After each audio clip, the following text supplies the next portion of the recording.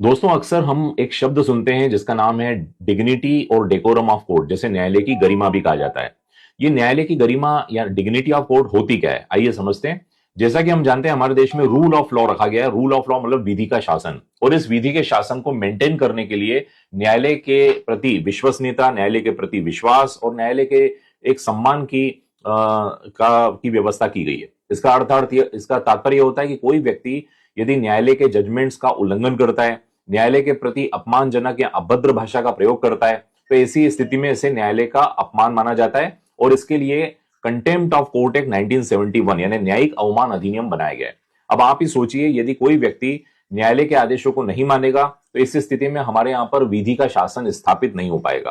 तो इसीलिए विधि के शासन की स्थापना के लिए यह बहुत जरूरी है कि न्यायालय के प्रति सम्मान बनाए रखें, और इसको बनाने के लिए ही न्यायालय की गरिमा शब्द का ज्यादा उपयोग किया जाता है।